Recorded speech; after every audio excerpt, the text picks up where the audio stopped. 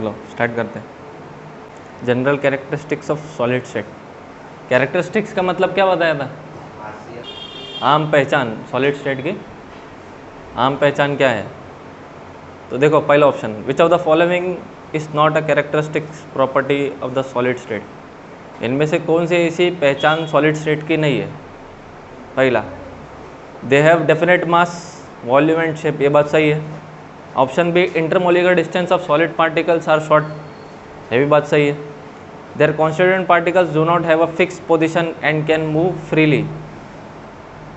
There constituent particle does not have fix position and can move freely. ये बात गलत है और ये हमारा आंसर है।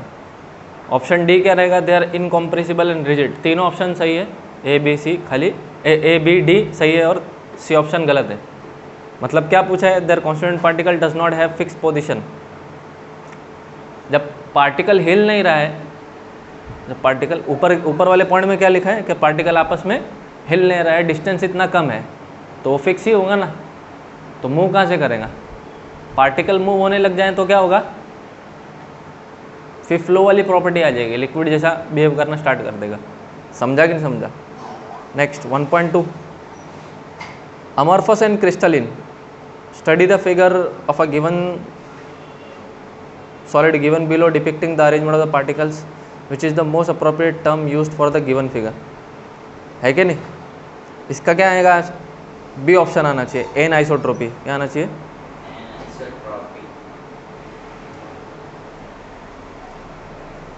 बराबर है ना? यानी एक ही सॉलिड का अलग जगह से मेजरमेंट लेना, एक ही पार्टिकल का अलग अलग जगह से क्या करना? मेजरमेंट लेना, जिसकी वजह से उसकी फिजिकल प्रॉपर्टी में चेंज आ जाए। ऐसी प्रॉपर्टी को क्या कहते हैं? Anisotropy. है कि नहीं? Next question number 3, fill in the blanks by choosing the correct option. है ना, अपने को क्या करना है? सही ऑप्शन चुनना है खाली जगह भरने के लिए। Metals often occur in dash condition, individual crystals are randomly oriented, so a metallic sample में appear to be dash even though single crystal is Z. बताओ क्या क्या है? एक्स वाई जेड में क्या भरोगे?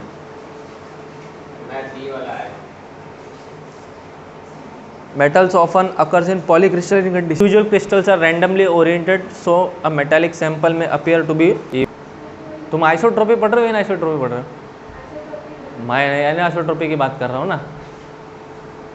एन आइसोट्रोपी में क्या आना चाहिए? In different direction. देखो कितना आसान है, कुछ जो फेंक दिया मैंने उधर सही लग गया है कि नहीं? अलग अलग जगह से अलग अलग डायरेक्शन से सॉलिड स्टेट को जब मेजरमेंट लेते हैं, फिजिकल प्रॉपर्टी की वैल्यू बदल रही, तो आइसोट्रोपी में क्या होगी? सेम वैल्यू आएगी। अलग अलग डायरेक्शन से लेंगे तो क्या आएगी? सेम वैल्यू आएगी। तो ऐसा चीज़ उसने किसके लिए इस्तेमाल किया? देखो मेटल्स के लिए इस्तेमाल किया। किसके लिए? समझ में बात आई कि नहीं आई? Even though single crystal is an isotropic.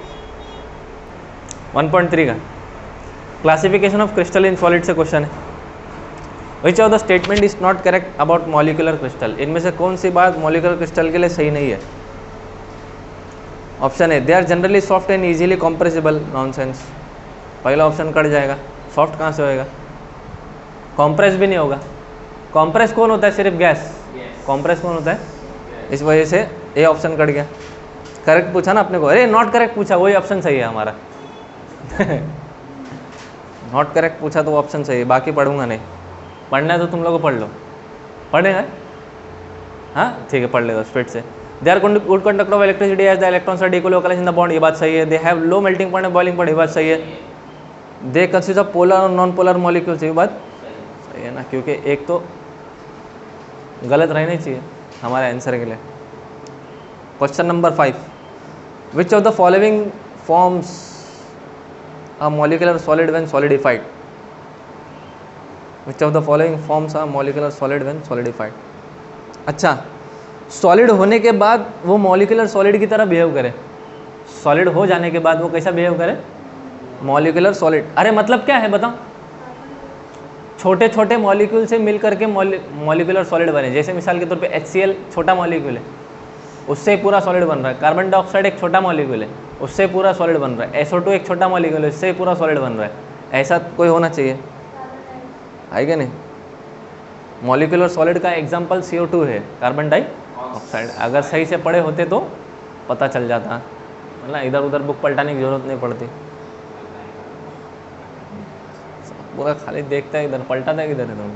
Question number 6, ionic solid conduct electricity in molten state but not in solid state. हाँ, बहुत अच्छा क्वेश्चन, मेरा फेवरेट क्वेश्चन। क्या मतलब है? आयनिक सॉलिड को पिघले हुए फॉर्म में अगर रखें तो वो इलेक्ट्रिसिटी कंडक्ट कर लेता है, अपने सॉलिड स्टेट में कंडक्ट कर नहीं लेता है। वजह क्या है? बगैर देखे बताओ। देख पूरा खजवा ले रहा है, पूरा बुक को खुजा ले रहा है। देखो कहाँ खुजाया, देखो बोलो। आ जा गया, दीवार बाजू में है, टकला फोड़ लो। गुड कंडक्टर है तो सॉलिड स्टेट में कंडक्ट क्यों नहीं कर रहा है? फिर मोल्टन स्टेट में क्यों कंडक्ट कर रहा है? क्यों? क्योंकि जब पिघलेगा तो डीलोकलाइज इलेक्ट्रॉन पैदा हो जाएंगे। पैदा नहीं हो जाएंगे मतलब इलेक्ट्रॉन फ्रीली मूव हो पाते हैं, ऐसा मेरा अंदाजा है। इसमें से कुछ ऐसा ऑप्शन है क्या? 5 का CO2, और वो बात सही है। 5 का CO2 और वो बात सही होना चाहिए। नहीं है तो किताब फेंक दो कचरे में। विच of the following forms of molecular solid when solidified. ये आंसर सही है, टेक्स्ट बुक से आंसर दिखा दूंगा मैं। टेक्स्ट बुक खोलो, मॉलिक्यूलर सॉलिड लिखा हुआ है, उसमें मॉलिक्यूलर सॉलिड के अंदर एग्जांपल क्या है? कार्बन डाइऑक्साइड है। और किसमें? वो भी बताता हूँ। मॉलिक्यूलर सॉलिड में 3 कैटेगरी है। कितना है? कौन कौन सा बोलो? पोलर, नॉन पोलर और हाइड्रोजन बॉन्डेड मॉलिक्यूलर सॉलिड, है कि नहीं? उसमें से CO2 non polar molecular solid के अंदर आता है। देखा, एकदम स्पेसिफाइड कर दिया। अभी खुजा लो कितना है। और क्या है 6 नंबर का? इसका सही आंसर क्या आना चाहिए? In molten state free ions are furnished which are not free to move in solid state. पहला ऑप्शन सही है। बात समझे कि नहीं समझे? जब मोल्टन स्टेट हो जाती है तो आयन्स भागने लगते हैं यहाँ वहाँ ना, पिघले हुए स्टेट में, तो इलेक्ट्रिसिटी कंडक्ट कर लेते हैं। नेक्स्ट, बाकी कुछ ऑप्शन सही नहीं लग रहा है मुझे। B, in solid state ionic solids are hard brittle become soft in molten state, फालतू है। सी ऑप्शन देखो, all solid conduct electricity in molten state, ये भी फालतू है। D, in of solid state ions are converted to atoms which are insulator, कुछ भी फेंक रहे हैं। 7 नंबर का, which of the solids show the following properties. इनमें से कौन सा ऐसा सॉलिड है जो कुछ खासियत बता रहा है? इलेक्ट्रिकल कंडक्टिविटी, मैलेबिलिटी, डक्टिलिटी, ये सब मेटल का प्रॉपर्टी है ना? हाँ, इलेक्ट्रिकल कंडक्टिविटी, मैलेबिलिटी, डक्टिलिटी, तीनों प्रॉपर्टी मेटल का है। मेटालिक सॉलिड किसका है? फेयरली हाई मेल्टिंग पॉइंट, चौथा पॉइंट भी उसी का है, बाकी किधर भी फिट नहीं कर सकता है कि नहीं? क्या बोलते हैं, तार पजीर और पजीर, तुम लोग का जो कुछ भी है, हाँ सब। अच्छा, उर्दू याद हो गया मुझे। क्वेश्चन नंबर 8 आसान है कि नहीं? पहला वाला 7 नंबर का। 8 नंबर का देखो, solid X is very hard solid which is electrical insulator in solid as well as in molten state and has extremely high melting point, what type of solid is it? Covalent solid का है। सबसे hard और मजबूत solid कौन सा रहता है? बाकी कुछ, हाँ आगे क्या लिखा है? विच इज इलेक्ट्रिकल इंसुलेटर, हाँ वो इलेक्ट्रिकल इंसुलेटर है। डायमंड है अपने पास, क्या है? डायमंड, जो इलेक्ट्रिसिटी कंडक्ट नहीं करेगा वो इंसुलेटर के तौर पे काम करेगा, इलेक्ट्रिसिटी प्रिवेंट करेगा। तो कौन सा आना चाहिए? Option number B. इसके बाद क्वेश्चन नंबर कितना? 9 नंबर का, which of the following statement is not correct regarding diamond and graphite. Diamond और ग्राफाइट के ताल्लुक से कौन सी बात सही नहीं है? In diamond each carbon atom is covalently bonded to 4 other carbon atoms, गलत बात। बी ऑप्शन नॉट करेक्ट पूछा तो वही ऑप्शन सही हो गया ना हमारा। 6 को जुड़ा रहता है, 4 को जुड़ा रहता है, 6 को जुड़ा रहता है ना। एक कार्बन आजू बाजू में 5 को जुड़ा रहता है, 6 को जुड़ा रहता है। एक 6 को एक 5 को, ग्राफाइट में एक 6 को एक 5 को ना।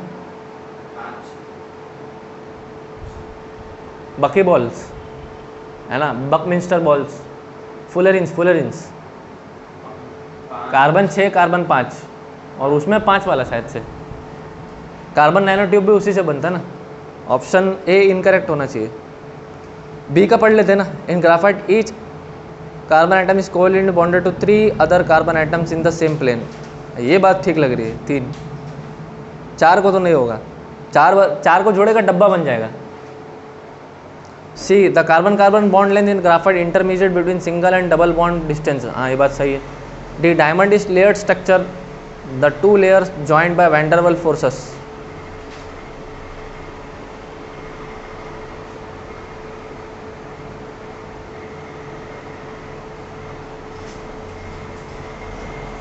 कौन सा ऑप्शन दिख रहा है 9 का? ऑप्शन ए इनकरेक्ट दिख रहा है। सी इनकरेक्ट है। Carbon carbon bond length in graphite intermediate between single and double bond distances. ये नॉट करेक्ट है।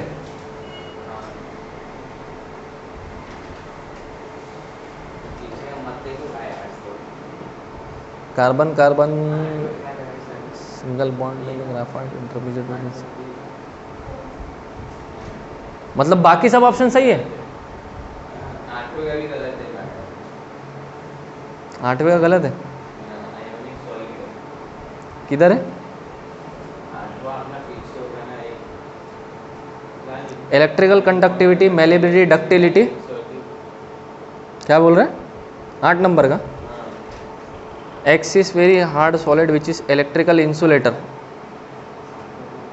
As well as in molten state has extremely high melt. अरे हाँ हाँ, पिघले हुए कंडीशन में वो मेल्टिंग पॉइंट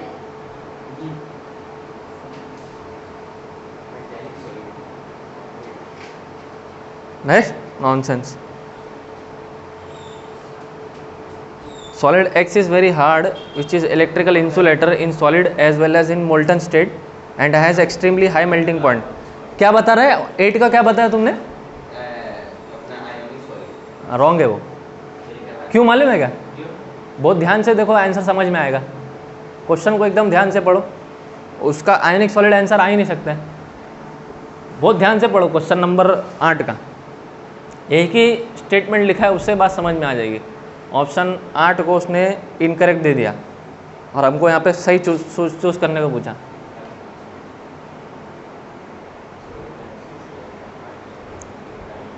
देखो उसने क्या बोला है, अब मेरा मुंह देखो बे। सॉलिड एक्स है अपने पास, क्या है कोई जो बहुत हार्ड है, जो बहुत, और वो इलेक्ट्रिकल इंसुलेटर है, माने इलेक्ट्रिसिटी कंडक्ट करेगा नहीं करेगा? नॉनसेंस। इंसुलेटर का मतलब ही नहीं मालूम है फिर। हाँ तो खुजा जाके, इंसुलेटर मतलब जो इलेक्ट्रिसिटी को प्रिवेंट करता है। ये तार के ऊपर क्या लगा रहता है? प्लास्टिक। इंसुलेटर की तरह काम करता है ना, इलेक्ट्रिसिटी को बाहर आने नहीं देता है, तो आने नहीं देगा। As well as in molten state, solid state में भी और पिघले हुए कंडीशन में भी इलेक्ट्रिसिटी को कंडक्ट नहीं करवा रहा है। अबे यार क्या बैल का बूचे की तरह देखते हैं तुम लोग, ना कुछ पल्ले पड़ता है ना कुछ समझ में आता है, खाली खजवा लटकला। क्या बोला मैंने? बोलते हाँ वो नहीं बोला, वो काम की बात नहीं है। यहाँ पे कोई एक सॉलिड है जो बहुत ज़्यादा हार्ड है और वो अपनी सॉलिड स्टेट में और मोल्टन स्टेट में दोनों वक्त में कैसा बिहेव कर रहा है? इंसुलेटर की तरह, जो इलेक्ट्रिसिटी को प्रिवेंट करता है, यानी कंडक्ट नहीं करता है, वही ना इंसुलेटर होता है। डायमंड इलेक्ट्रिसिटी कंडक्ट करता है रे, तो इंसुलेटर है कंडक्टर है? हाँ बोलो, मुँह खोलो। कोवैलेंट में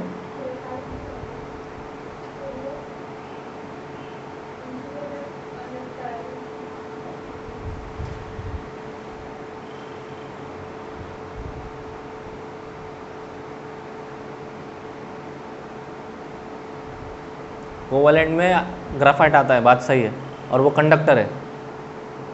ग्राफाइट कंडक्टर है, लेकिन ग्राफाइट को छोड़ के बाकी तुम चेक करो किधर पे भी आयनिक सॉलिड, उसने कैसा क्या बोला? वेरी हार्ड बोल दिया ना। तो आयनिक सॉलिड को अगर मार्किंग करते हो तो अभी हमने आयनिक सॉलिड के बारे में क्या पढ़ा था कि पिघले हुए कंडीशन में इलेक्ट्रिसिटी कंडक्ट करता है। ऊपर वाले ऑप्शन में पढ़ा था कि नहीं पढ़ा था? चिरक दिया ना आंसर उसका, नहीं समझ रहे? ऊपर के क्वेश्चन में भी मार्किंग की ना हमने कि सॉलिड स्टेट में कंडक्ट नहीं करेगा, मोल्टन स्टेट में इलेक्ट्रिसिटी कंडक्ट करेगा। क्यों? क्योंकि फ्री आयंस आ जाएंगे। तो खुद ही अपने सवाल में फंस गया। तो ऑप्शन ए इनकरेक्ट होना चाहिए किसी भी रास्ते से, ऐसा तो मेरा अंदाजा है बाबा। बाकी एमटी जी हम लोग से ज़्यादा पढ़ा है, ये सही है। ये मेरे अंदाजे के हिसाब से। क्या बोल रहे हैं? है ना, गरीब आदमी हमारा ए भी सही है। ये भी सही है। और वही 7वें का ये, 7वें का 7वें का इधर बी भी है, थोड़ी गलत है। Which of the solid show the following properties, इनमें से इसका मतलब ये गलत है तो ये भी गलत होगा कि वो दोनों गलत है। पूरा पूरा प्रॉपर्टी किसका? ये मेटालिक का है। और वहाँ किसका दिया है? तो अरे बाप रे, अरे बाप रे, अच्छा हो गया देख लिया। ये तो कॉमन सेंस है यार। चलो भाई आगे चलो। एमटी जी को, एमटी जी का कचरा हो गया देख। अभी यूट्यूब में, यूट्यूब में बोल देंगे अपन लोग एमटी जी 2022 एडिशन। हाँ कहाँ देख रहे हो लुल्लू?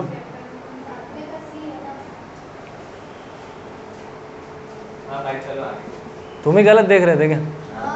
एमटी जी को गलत ठहरा दिया यूट्यूब में। अभी देख मारेगी पब्लिक, देखा? तो ये सब क्या है, दूसरी दुनिया में तू रहता है। बात सही है। चलो क्वेश्चन नंबर 9 का डी दिखा रहा है। Diamond is a layer structure the two layer joint by van der Waals force. Van der Waals से जुड़ा नहीं रहता है तो किससे जुड़ा रहता है? देखो जरा, हाइड्रोजन बॉन्ड। हाइड्रोजन बॉन्ड भी नहीं, असल में दो लेयर है ही नहीं। उसमें क्या रहता है? कंटिन्यूस लेयर है। उसमें क्या है? Continuous layer. Carbon carbon tetrahedral geometry. Carbon की ज्योमेट्री कैसी है? Tetrahedral geometry. एक कार्बन कोवलेंट बॉन्ड है। पूरा बॉन्ड कैसा है? Covalent bond. बीच में वैन डर वाल्स फैन डर वाल्स है ही नहीं। तो वो एक बात गलत हो गई। ठीक है, समझा कि नहीं? वैन डर वाल्स तो वीक फोर्स है ना। वैन डर वाल्स कैसा है? वीक फोर्स है। और डायमंड एकदम हार्ड स्ट्रक्चर है। इसका मतलब वीक फोर्स हार्ड स्ट्रक्चर में अगर होता तो डायमंड को मैं पचका देता दबा के। समझा कि नहीं समझा? फुग्गे की तरह। हालांकि सबसे हार्ड है क्या नहीं? खा लेगा तो तेरा अंदर का सब काट डालेगा पूरा material. Question number 10, examples of few solids are given below, find out the example which is not correctly match. है ना, जो मैच नहीं कर रहा सही से वो हमको चुनना है। आयनिक सॉलिड का NaCl ZnS, ये बात सही है ना, क्योंकि दोनों आयोन्स है। कोवेलेंट सॉलिड का ये बात गलत है। हाइड्रोजन और आयोडीन ये क्या कोवेलेंट सॉलिड है क्या? नॉनसेंस। मॉलिक्यूलर सॉलिड है। क्या है? तो बी ऑप्शन क्या है? इनकरेक्ट। और वही हमारा नेक्स्ट 1.4 का crystalline lattice and unit cells. Question number 11, which of the following, ये चल रहा है YouTube? Very good. Which of the following solids in is the structure of caesium chloride crystal? बताओ, ये तो ध्यान रखना चाहिए।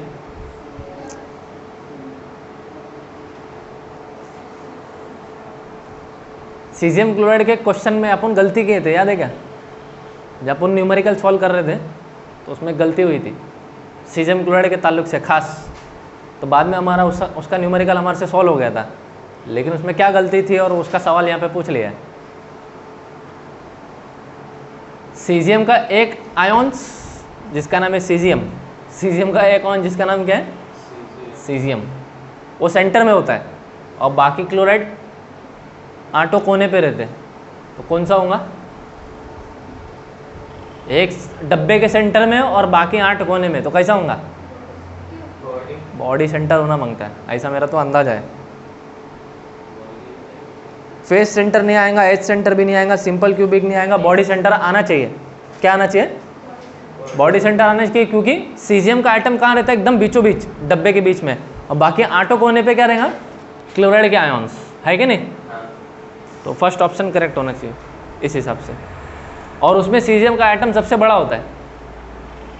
हालांकि हमने नॉर्मल कंडीशन में क्या पढ़ा था? कैटायंस और एनायंस के मुकाबले में एनायंस बड़ा होता है और कैटायंस छोटा होता है। एनायंस नेगेटिव आयन वाले बड़े होते हैं और कैटायंस छोटा होता है। सिर्फ ये कंडीशन कैसी रहती है, यहाँ पे सीजियम का एटम सबसे मोटा है, जिसकी वजह से उसको बीच में रखा गया, तो बाकी छोटे वालों को साइड में कर दिया किनारे पे।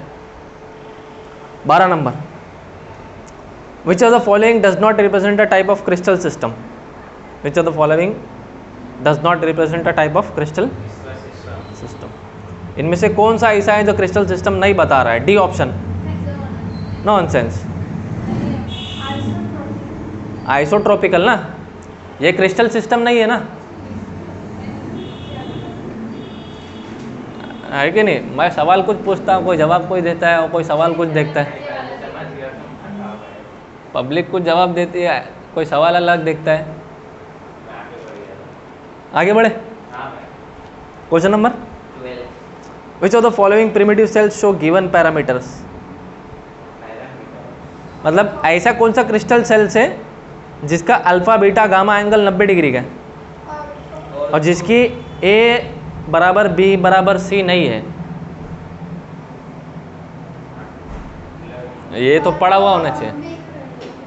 किधर से पढ़ लिया? मुझे तो याद नहीं है। वो तो याद होना मांगता है, मतलब अगर इसका जवाब देना है ना तो इन्फॉर्मेशन सही से पता होना चाहिए, तो गड़बड़ कर लोगे। अच्छा, तीनों एंगल और तीनों साइड सही हो, तीनों एंगल और तीनों साइड सही हो, क्या मतलब है? अल्फा बीटा और गामा का एंगल 90 डिग्री और side a equal to side b equal to side c. ये कौन सा है? Simple cubic crystal. कौन सा है?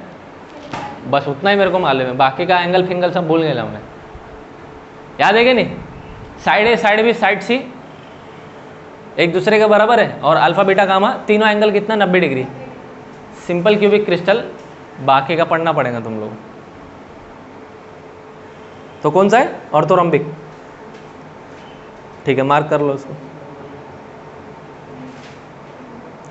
Question number 14, which type of crystal contains more than one Brevis lattice. हाँ, ये बहुत अच्छा सवाल है ना। कोई ऐसा क्रिस्टल बताओ जिसकी लैटिस एक से ज़्यादा हो, तो रोम्बोहाइड्रल होना चाहिए मेरे ख्याल से। सही बात है कि नहीं? More than one Brevis lattice है कि नहीं? आंसर क्या है?